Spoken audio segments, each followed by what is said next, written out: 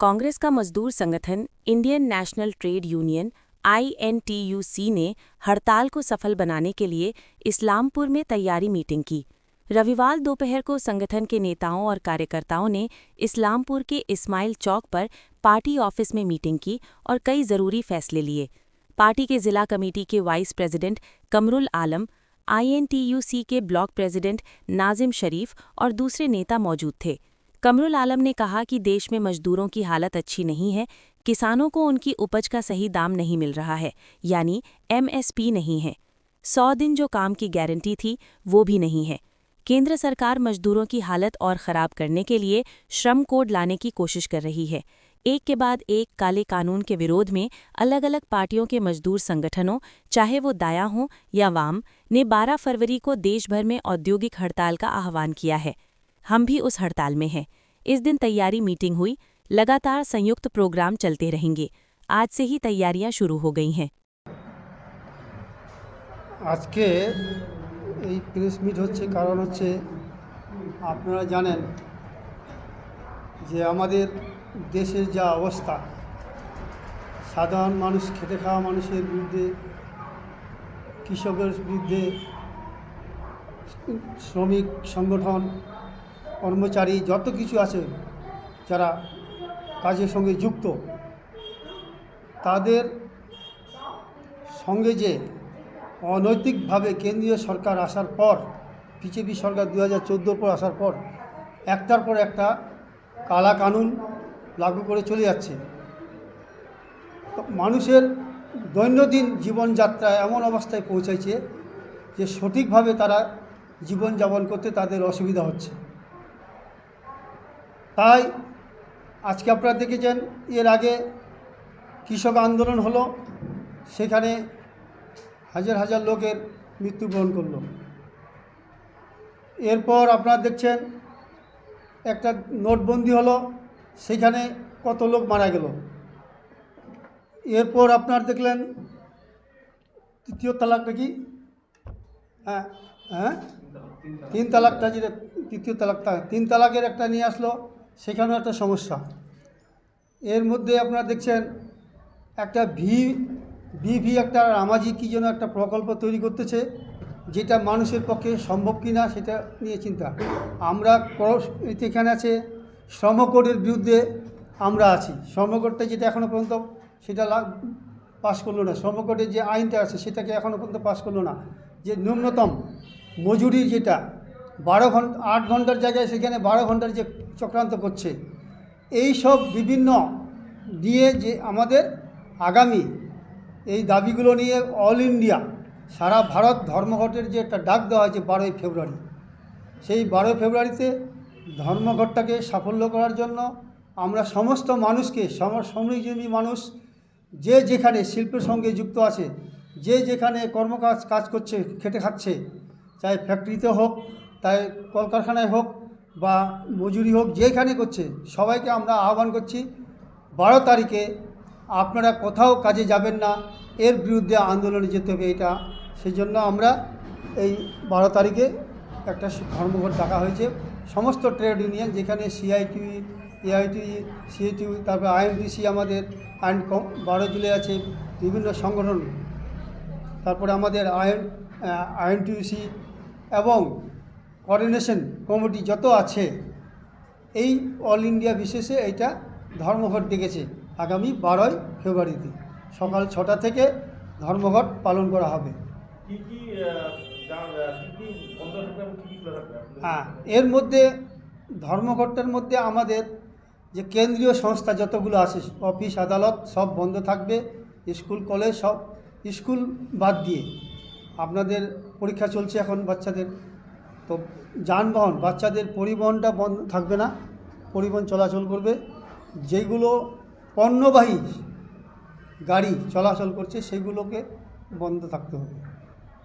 স্কুলের বাস চলাচল থাকবে, সচল থাকবে, কোনো রাস্তার মধ্যে স্কুলের বাস আটকানো যাবে না। ব্যাংক সব বন্ধ থাকবে, পোস্ট অফিস, সরকারি পোস্ট অফিস যতগুলো আছে, কোর্ট থেকে শুরু করে সমস্ত অফিস আদালত, এগুলো বন্ধ থাকবে, স্কুল বাদ দিয়ে সমস্ত বন্ধ থাকবে। হ্যাঁ, চা বাগান, চা বাগান শুধু শিল্প তো বন্ধ থাকবে তো, চা বাগান থেকে সমস্ত। এই ধর্মঘটে আপনারা কয়টা সংগঠন রয়েছে? এখানে মোটামুটি আপনার 17টা সংগঠনের সঙ্গে যুক্ত আছে এর মধ্যে, গোটা ভারতবর্ষে। গোটা ভারতবর্ষে। কি নাম দেওয়া হয়েছে যারা বন্ধ করবে আর কি? সেই সংগঠন? এটা আছে অল ইন্ডিয়া হ্যাঁ কোঅর্ডিনেশন কমিটির পক্ষ থেকে আর কি। হ্যাঁ, মানে ডান বাম ডান বাম মানে কংগ্রেস আছে সঙ্গে, CITU আছে, SSCI আছে, INTC আছে, TUCC আছে, AITC আছে, আরও বিভিন্ন ছোট বামপন্থী সংগঠন আছে, তারাও এর সঙ্গে যুক্ত আছে। কর্মচারী 12 জুলাই হ্যাঁ। এই বন্ধের প্রচার আপনারা ধর্মঘটের প্রচার আপনারা ক্লিয়ার করেছেন? যে ধর্মঘটের প্রচার হ্যাঁ, আগামী 12 দিন ধর্মঘট, তার প্রচারটা আপনারা কীভাবে করবেন?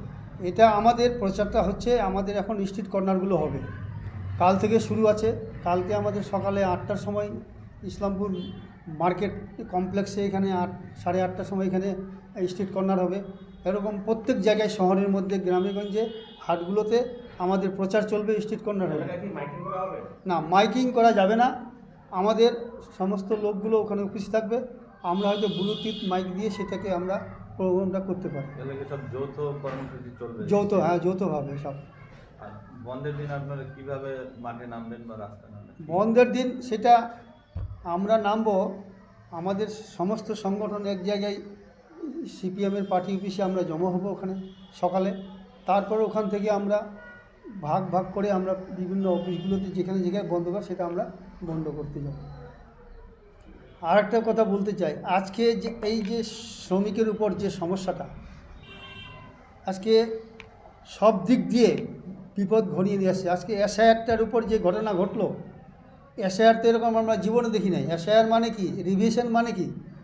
রিভিশন হচ্ছে নিবিড় সংশোধন, মানে পরিষ্কার করা, ভোটার লিস্টটাকে পরিষ্কার করা। যেরকম কেউ বাদ চলে গেছে, কেউ বাইরে চলে গেছে, কেউ মারা গেছে, কেউ ওখান থেকে গ্রাম থেকে চলে গেছে, বুথ থেকে।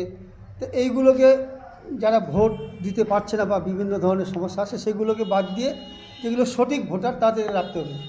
এখন একটার পর একটা, কারো বলে 6টা বাচ্চা আছে, কারো 7টা বাচ্চা আছে, এইগুলোর কোনো মানে আছে? কারো একটা নাম বিভিন্ন ধরনের। এখন যেমন বিকাশ দাস, ওদের টাইটেলেই দাস, কিন্তু ওরা প্রত্যেক জায়গায় লিখবে। মুসলমানদের কিন্তু এরকম হয় না। একজন রকম নাজিম আছে, নাজিম নামটা নাজিম, কিন্তু শরীফ লিখেছে, কেউ অন্য মোহাম্মদ লেখে, নাজিম আহমদও লিখতে পারে, এরকম অনেক ধরনের আছে। তো এইটা একটা বিপদে ঢেকে নিয়ে আসছে। তো এই কেন্দ্রীয় সরকার এত বড় একটার পর একটা বিপদ করছে। তার সঙ্গে রাজ্য সরকার মমতা ব্যানার্জি বলেছিলেন যে আমি বেঁচে থাকতে আমি কোনো দিন আপনাকে SIR হতে দিব না, এই কথাটা বলেছিল। আজকে SIR হচ্ছে সঠিকভাবে। সেখানে আড়াই কোটি না কত কোটি টাকা ও নিজে সরকার থেকে দিচ্ছে, কর্মচারীদের লাগাই দিয়েছে কাজে। এখানে একটা আজকে মাইগ্রেন্ট লেবারগুলো, পরিযায়ী শ্রমিকগুলো, তারা বাইরে গিয়ে কতগুলো লোক মারা গেল, তাদেরকে মোবাইলাইজিং করা হচ্ছে, মেরে দেওয়া হচ্ছে। বাংলা বলে ভাষা, বাংলা, আমরা বাঙালিতে বাংলা ভাষা বলবো না, তাদেরকে মেরে দেওয়া হচ্ছে। হ্যাঁ, মেরে দিয়ে তারপর বলছে তো বাংলা। আজকে গোটা ভারতবর্ষে কী হচ্ছে? গোটা ভারতবর্ষ মানে কি আমাদের দেশ, আমরা যে কোনো স্টেটে গিয়ে আমরা কাজ করতে পারি, চলাফেরা করতে পারি। আজকে তো ভয় লাগতেছে যে একটা স্টেট আমাদের বাংলা ছেড়ে অন্য স্টেটে গেলে আমাদের একটা সন্দেহ হচ্ছে যে ফিরে আসতে পারবো কি না, এরকম অবস্থাতে দেশটা পৌঁছাইছে। আজকে পশ্চিমবাংলার মুখ্যমন্ত্রী এতদিন 15 বছর রাজত্ব করলো।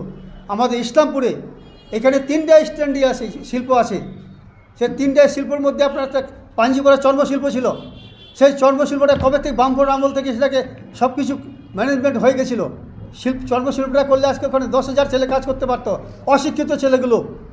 আজকে আপনি জানেন এই যে শ্রীকৃষ্ণপুরে কাগজ কারখানাটা করার কথা ছিল, সেই কাগজ কারখানাটা এখনও পর্যন্ত করলো না। সেখানে যদি কমসে 5,000 ছেলে তো ঢুকতে পারতো ওখানে। আপনার এখানে সাপনিকলাতে আছে একটা ট্যুরিজম কেন্দ্র, যেখানে ট্যুরিস্ট ফরেস্ট ওখানে আছে। তো ট্যুরিজম কেন্দ্রটা ওখানে, পর্যটন কেন্দ্রটা, সেখানেও কিছু করলো না। আজকে যদি আমাদের ইসলামপুর ব্লকে এই 3টা ইসলামপুর সাব ডিভিশনে এই 3টা প্রকল্প যদি করতো, 15,000 ছেলে এখানে কাজে, 15,000 থেকে। আমাদের উত্তরবঙ্গে যেখানে একটা ডোলোমাইট আপনার জল ঢাকাতে ডোলোমাইট যে বার হয়, সেই ডোলোমাইটটা বাইরে গিয়ে সিমেন্টের কারখানা তৈরি হচ্ছে, ডোলোমাইটের একটা ফ্যাক্টরি করতে পারতো ওখানে। আমাদের শিল্প, উত্তরবঙ্গে আমরা কৃষির উপর নির্ভরশীল, আমাদের কৃষির উপর নির্ভরশীল, সেই কৃষিটাকে ধ্বংস করার জন্য এমএসপি পর্যন্ত আজ পর্যন্ত কেন্দ্রীয় সরকার এমএসপিটা কৃষকের স্বার্থে যে ন্যূনতম যে প্রাইসটা সেটা এখনও পর্যন্ত ধার্য করছে না। তার বিরুদ্ধে লড়াই আমাদের। আপনি জানেন যে ওখানে যে শিল্পটা আছে আপনার চা শিল্প, এখানে উত্তরবঙ্গে চা শিল্প সবচেয়ে হচ্ছে ভয়ানক।